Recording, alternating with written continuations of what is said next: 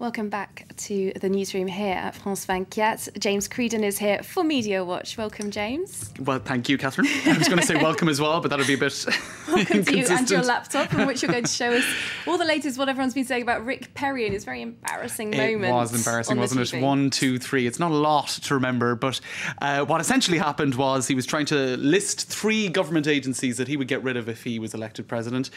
Couldn't remember the third one, so you can see here the Huffington Post is calling it The Stumble. For the Politico, and another politics website, they're calling it Perry's bizarre brain freeze. Others have called it a slow-moving train crash. So I suppose the best thing to do at this point is actually to look at what happened. It's 3 agencies of government when I get there that are gone.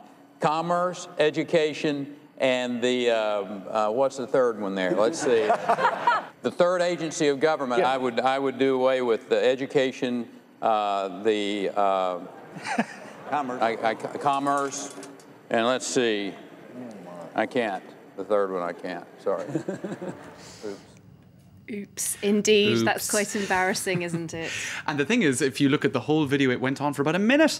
And another candidate suggested, is it the EPA? And he said, yes, it is the EPA. Actually, it's not the EPA. The whole thing was just a catastrophe. I bet they loved it as well. Well, very good humour, not so good for kind of serious politics.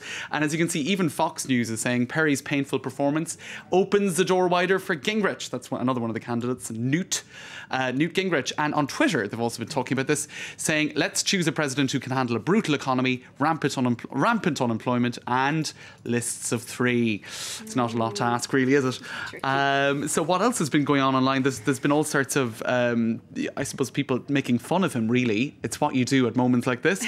But before I get to that, Rick Perry made some fun of himself, and on his website, as a means of coming back, making a bit of a comeback, he said, well, what part of the federal government would you like to forget about the most? And so that was an attempt, I suppose, to get past it. Not bad. That was pretty quick. But this particular blog I find quite good. Rick Perry attempts to remember famous trilogies. So there are the obvious ones. Scream 1, Scream 2, and Scream... and you can't remember it.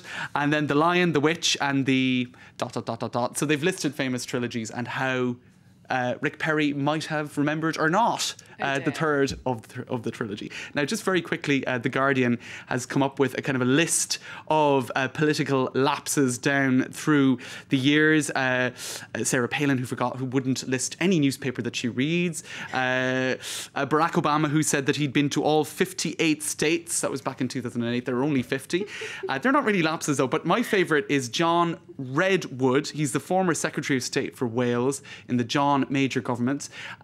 Fair enough, he's born in Kent in England, but he couldn't really remember the words of the Welsh national anthem. Let's have a look at this embarrassing attempt to look, like you're joining in.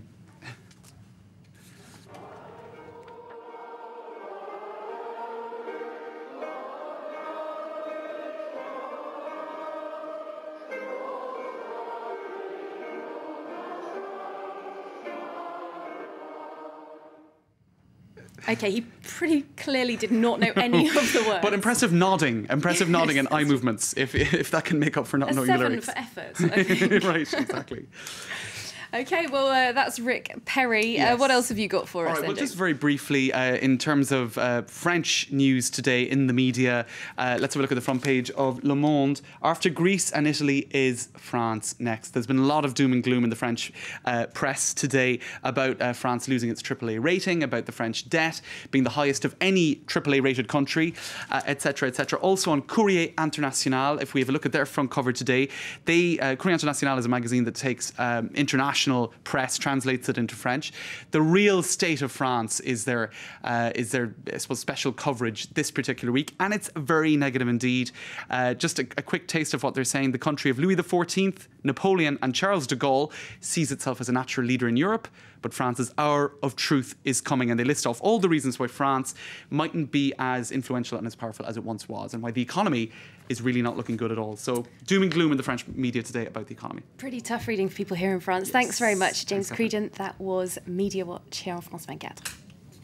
Okay, well, stay tuned because we're going to have all the latest international headlines for you in just a minute. Plus, Dan Levy will have a roundup of today's sports news, including France's preparations ahead of their friendly on Friday against the United States. Don't go away.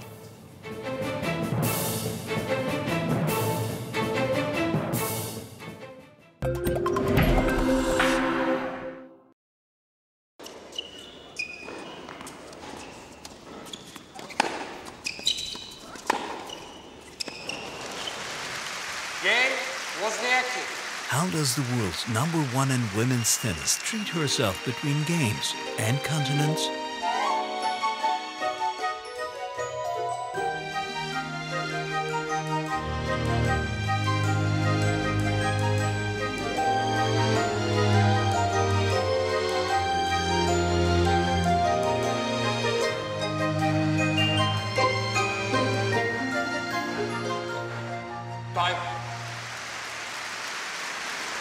She flies Turkish Airlines. Game, set, and match, Wozniacki. We are Turkish Airlines. We are globally yours.